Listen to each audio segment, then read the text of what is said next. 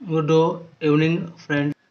On Saturday, you are going to learn something different from other classes in English as well. You are going to learn something different in English. In the morning, I was discussing present, continuous tense, and corresponding sentences discussed already. Now remaining part is past continuous tense and corresponding example I am going to discuss now onwards. Once again I tell you the fact and truth that I am going to discuss about past continuous tense with peculiar examples I can say. ಅಂದರೆ ಹಿಂದೆ ಮಾಡ್ತಾ ಇರೋ ಕೆಲಸನ ಈಗ ಮಾಡ್ತಾ ಇದ್ರೆ ಅದು past continuous tense ಆಗುತ್ತೆ.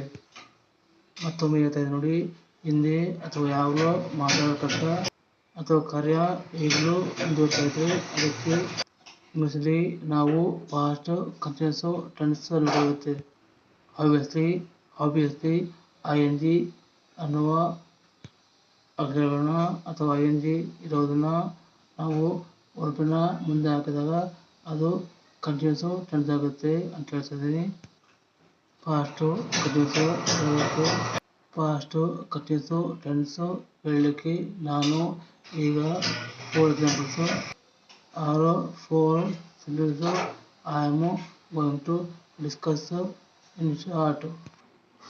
ಫಸ್ಟ್ ಎಕ್ಸಾಂಪಲ್ ಈಸ್ ಅವನು 9 ಗಂಟೆಯಿಂದ ಕೆಲಸ ಮಾಡುತ್ತಿದ್ದಾನೆ ಅನ್ನಲಿಕ್ಕೆ ಇಂಗ್ಲೀಷಲ್ಲಿ ಈ ವಾಸ್ ವರ್ಕಿಂಗ್ ಫ್ರಮ್ 9 o'clock ಅನ್ಬೇಕಾಗುತ್ತೆ. ಅಂದರೆ ಅವನು 9 ಗಂಟೆಗೆ ಸ್ಟಾರ್ಟ್ ಮಾಡಿದ್ದಾನೆ, ಇನ್ನು ಮಾಡ್ತಾ ಇದ್ದಾನೆ ಅರ್ಥ.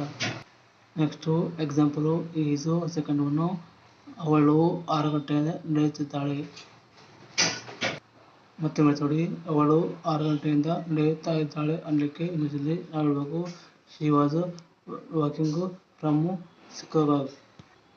ಅಂದರೆ ಅವಳು ಇನ್ನು ನಡೀತಾ ಇದ್ದಾಳೆ, ಅವಳು 6 ಗಂಟೆಗೆ ಸ್ಟಾರ್ಟ್ ಮಾಡಿದ್ದಾಳೆ, ಇನ್ನು ನಡೀತಾ ಇದ್ದಾಳೆ, ಅದು ಪಾಸ್ಟ್ ಕಂಟಿನ್ಯೂಸ್ ಟೆನ್ಸ್ ಆಗುತ್ತೆ.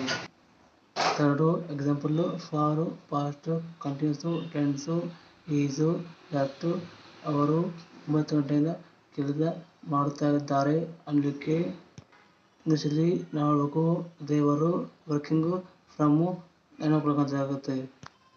And last and fourth example is that ನಾವು ಬೆಳಗ್ಗೆಯಿಂದ ಮಲಗಿದ್ದೀವಿ ಅನ್ನಲಿಕ್ಕೆ ಇದರಲ್ಲಿ ಪಾಸ್ಟ್ ಕಂಟಿನ್ಯೂಸ್ ಟೆನ್ಸಲ್ಲಿ ಹೇಳ್ಬೋದು you are sleeping from morning ಅಂತ ಹೇಳಬೇಕಾಗುತ್ತೆ, ಅಥವಾ you are sleeping from the morning ಅಂತ ಆಗುತ್ತೆ.